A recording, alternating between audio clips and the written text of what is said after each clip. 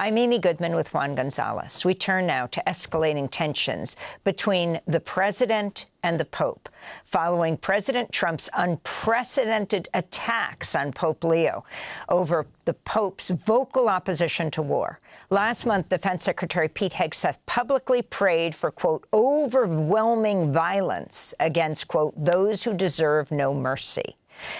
During his Palm Sunday address, Pope Leo said Jesus Christ rejects the prayers of those who wage war. Brothers and sisters, this is our God, Jesus, King of Peace, who rejects war, whom no one can use to justify war. He does not listen to the prayers of those who wage war, but rejects them, saying, even though you make many prayers, I will not listen. Your hands are full of blood. Your hands are full of blood, the Pope said. On Sunday night, Trump criticized Pope Leo, the first U.S.-born Catholic pontiff, in a lengthy message on Truth Social, calling him weak on crime, terrible for foreign policy. On a flight en route to Algiers to begin a 10-day tour of 4 African countries, Pope Leo said he would not shy away from the message of the gospel.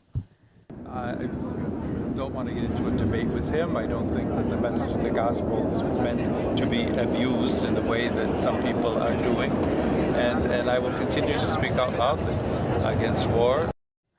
President Trump also sparked widespread outrage by posting an AI-generated image of himself as Jesus Christ, laying his hand on a sick or dying man. In the image, Trump's wearing a white robe and red cloak. After being accused of blasphemy by some supporters, Trump deleted the image 12 hours after it was first posted. This was Trump's response when asked by reporters about it. Mr. President, did you post that picture of yourself depicted as Jesus Christ? Well, it wasn't depicted. It was me. I did post it, and I thought it was me as a doctor, and had to do with Red Cross as a Red Cross worker there, which we support. And only the fake news could come up with that one. We're joined now by Father James Martin, prominent Jesuit priest, editor-at-large of America Magazine, the author of the new book, Work in Progress, Confessions of Busboy, Dishwasher, Caddy, Usher, Factory Worker, Bank Teller, Corporate Tool, and Priest. He has described Trump's attacks on the Pope as unhinged, uncharitable, and unchristian. Welcome to Democracy Now! Father, it's great to have you with us. Can you explain this unprecedented attack by an American president on the Pope? Well, it's actually hard to explain, but I think what probably happened was on 60 Minutes, there was a special with Cardinals McElroy, Tobin, and Supich, who were very strong against the war. Cardinal McElroy, who is a theologian and a political scientist, called the war unjust. And that seemed to have sparked the outrage from President Trump, who did launch into this personal ad hominem attack against the Holy Father. And then, as you said, followed it up with the tweet of him as Jesus. So it seems to have been, a kind of late night anger that he took out on the Pope, and that, he decided that he wanted to place himself in the role of Jesus. That's how I see it. And Father Martin, I wanted to ask you about all these almost unhinged comments in recent weeks of the president. For instance, on Easter Sunday itself, the holiest day of the year for Catholics, him threatening to bomb Iran into the Stone Age. Your reaction to how this is playing out among Catholics around the world? Yeah, and I would say Easter is the holiest day of the year for Christians as well. We have to remember, that Jesus comes back after the resurrection. His first words to the disciples are, peace be with you, not, vengeance is mine. How is this playing out? Catholics from the progressive side to the traditional side were appalled by the president's attacks on the Pope because they were so mean-spirited, so personal, so outrageous, that it is really, kind of an attack on the church, because the Pope is the visible representative of the church. And I think people feel Catholics feel that they are being attacked as well. So really very personal, very mean-spirited, and also, as I said, unhinged.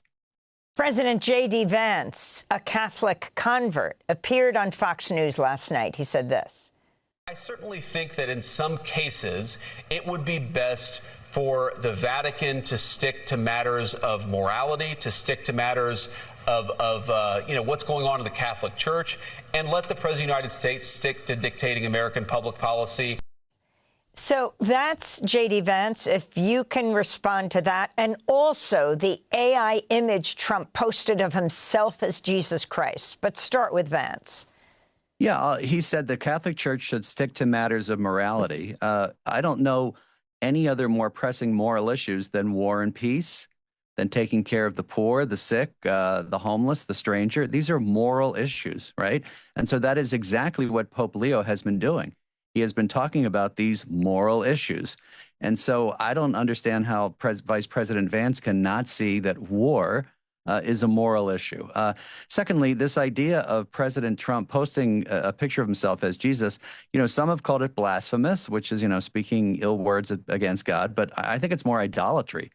I mean, the first commandment says, you shall have no other gods before me, right? And that includes President Trump. So the idea that someone could see themselves in the role of Jesus and then actually post it online like that really sort of is hard to imagine, and particularly for someone who calls himself a Christian. Yeah, President Trump has surrounded himself with evangelical advisors who frame his policies as divinely sanctioned. And his spiritual advisor, Paula White-Cain, has declared that, quote, to say no to President Trump would be to say no to God. What do you say to that and the evangelicals around him that promote these views? Yeah, to speak in religious terms and to speak to evangelicals and Christians, that's idolatry. I mean, that's what that is. I mean, if you're saying that President Trump is equivalent to God and that what President Trump does and thinks and how he acts is equivalent to God, is idolatry. And that's against the first commandment. So I think it's kind of just insane. And it also implies that God is, therefore, if God is only on our side, that God is somehow against other people, right? And wants Iranians to die and wants our enemies to die. And again, Jesus's message is blessed are the peacemakers, not blessed are the warmongers. And again, his message after the resurrection is peace be with you, not I'm going to take revenge. But, what Paula White was saying was idolatry. And that's against the first commandment, period. And Defense Secretary Hegseth recently leading a prayer at the Pentagon asking God to pour down overwhelming violence of action against those who deserve no mercy. Can you talk about how the Pope responded when he said, even though you make many prayers, I will not listen, your hands are full of blood? Pope Leo said that. Yeah, God is a God of life. This idea that some people don't deserve mercy is completely against the Christian message. So on pretty much every measure, it fails as a Christian message. Calling down violence against somebody, saying that someone doesn't deserve mercy, saying that God is only on our side. I mean, it's a real perversion of the Gospels. I want to thank you, Father James Martin, Jesuit priest, editor-at-large of America Magazine, author of the new book, Work in Progress.